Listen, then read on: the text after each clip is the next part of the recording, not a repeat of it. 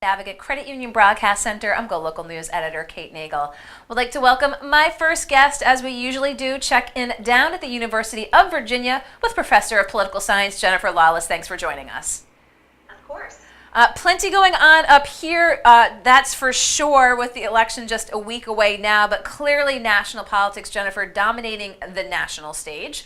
Let's talk about what's happened in the last 24 hours with President Donald Trump's talk about looking at an executive order to address the 14th Amendment about birthright citizenship by birth.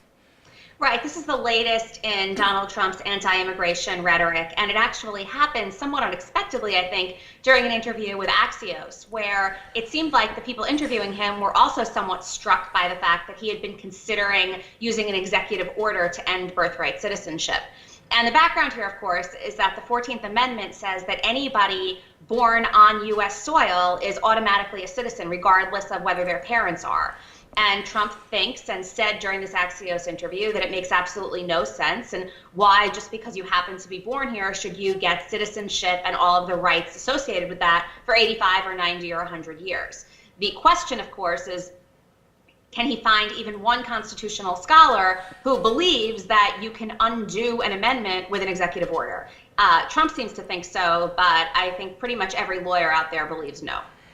Do you think, Jennifer, that this will be sort of a one-off, that he made the comments to Axios, as you said, but because, will someone pull him aside and say there's likely no teeth to this? Do you think this is the end of it? Or do you think we'll continue to see it have some legs just by lieu of the fact that he brought it up?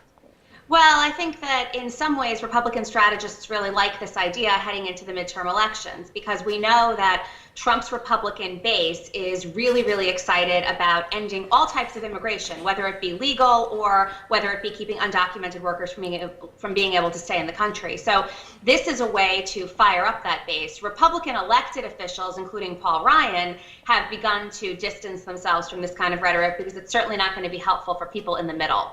But the timing of it is not a mistake. It's very, very deliberate. In the next 7 days, the Republicans have to ensure that they have voter turnout that looks comparable to that of the Democrats. And immigration seems to be a way to drive up enthusiasm. Well, we've certainly seen the president paying attention to and keeping an eye on now multiple caravans in Mexico making their way towards the U.S. border. But let's talk a little bit about the timing of this comment on the 14th Amendment. He's had a difficult weekend since the tragedy in Pittsburgh. Right. There's no question that the timing is geared not only to coincide with the last 7 days of the midterm election campaigns, but also to divert attention from what was yet again an exhibition of horrible sympathy or empathy or the lack thereof. After the terrible murders in Pittsburgh, the administration, and Donald Trump in particular, seemed to offer, at least initially, the kind of solace that most presidents would offer, and then very, very quickly pivoted and diverted any sort of blame and suggested that Donald Trump's rhetoric has nothing to do with this. And it was just not satisfactory for the people in Pittsburgh or to other elected officials across the country or to most Americans who were watching this coverage and were just devastated.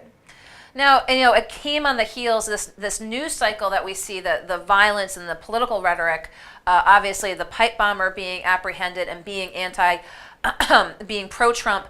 I mean, we did see in Pittsburgh that the perpetrator had anti-Trump tweets and social media himself. But one of the things that happened after the incident, Jennifer, was Kellyanne Conway's response, if you remember, calling it just anti-religious and not going as far to say it was anti-Semitic. They're charging it as a hate crime at the federal level. And we saw Sarah Huckabee Sanders try to sort of backtrack on that. What was your reaction when you saw Kellyanne Conway's response calling it simply anti-religiously motivated?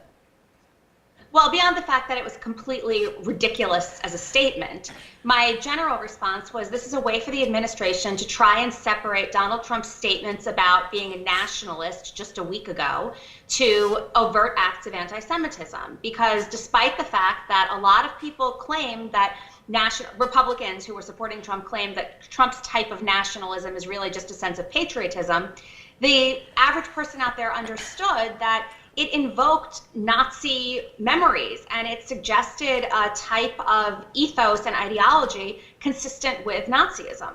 And so, in order for the administration to say that, no, that's not the case, they have to make it clear that what happened at the synagogue was not at all motivated by anti-Semitism.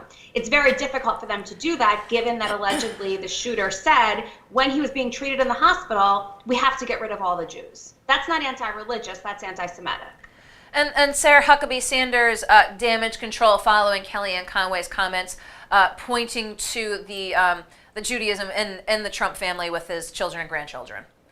I mean, that's terrific. That's great that Donald Trump's daughter converted to Judaism and that his grandchildren are Jewish. And it also in no way shaped the comments that he made in Charlottesville a year and a half ago. It in no way shaped his initial reaction to what happened in Pittsburgh. And it in no way increases his overall sense of empathy. And so it's a smart tactical maneuver to suggest that the president's not anti-Semitic. And maybe he personally is not anti-Semitic. But there's a difference between being willing to fight anti-Semitism and being willing to accept it. And this president, even if he's not anti-Semitic, has demonstrated an unwillingness to hold people accountable when they engage in this kind of behavior.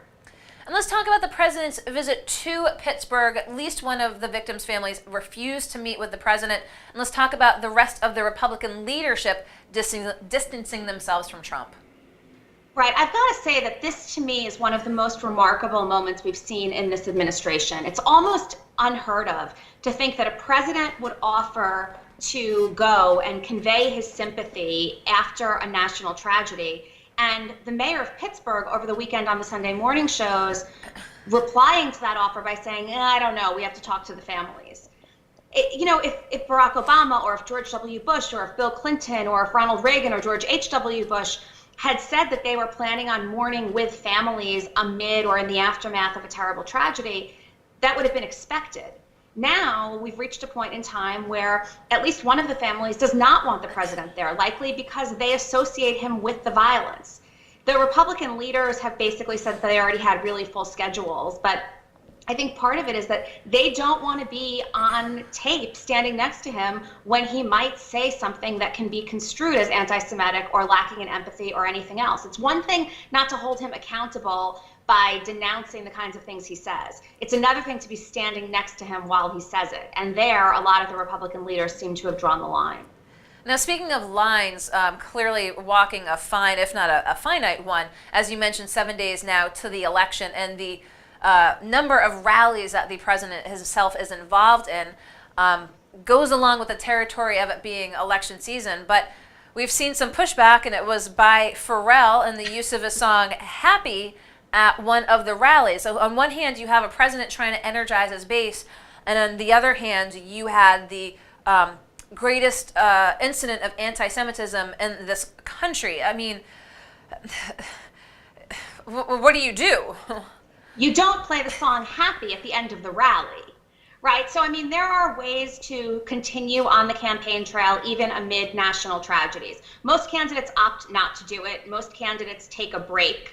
And there seems to generally be this norm that although we don't suspend all types of political campaign activity, for example, candidates might not take down ads that they've already paid for, they might not stop fundraising or small gatherings. Usually these very big scale rallies wind up coming to an end, at least for a short period of time. If that's not going to happen, then I think it's incumbent upon Democrats and Republicans, when they're engaged in this kind of behavior, to at least acknowledge the tragedy that has ensued, not in terms of having to stand out in the rain and answer questions about it, and as a result it messed up Donald Trump's hair. That was basically the reference to the tragedy. But also to be sure that you're not tone deaf about the manner in which you're conducting this rally. And, by using that song, I think the administration just demonstrated, and the Trump campaign just demonstrated, a disconnect from the American people. Pharrell Williams seems to think the same, and not only was he appalled that they played the song, but he's now issued, through his lawyers, a statement saying that he does not want any of his music played at any Trump event ever.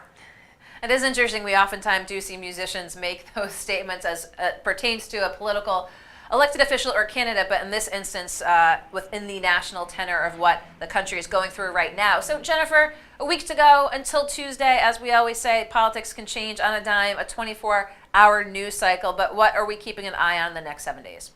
Well, last week we talked about the fact that there might be an October surprise. I think over the course of the last week, we've seen lots of elements of that surprise, from the bombs to what happened in Pittsburgh. And so my bet is that we're not going to see much more in the way of shock in the next 7 days. Of course, who knows?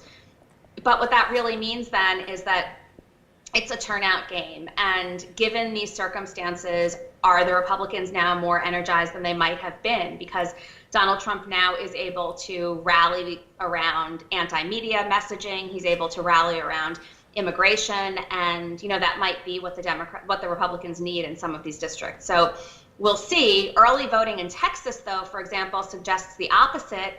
Among young people, early voting was way up. And so if it turns out that young people are as energized as a lot of Democrats had hoped, that might be enough to offset any sort of late game Republican enthusiasm. We know that Democratic women, we know that Democratic middle-aged people have been pretty excited and are likely to turn out. It was the young people who were the wild card. So if Texas is any indication, it could bode well for the Democrats on Tuesday night.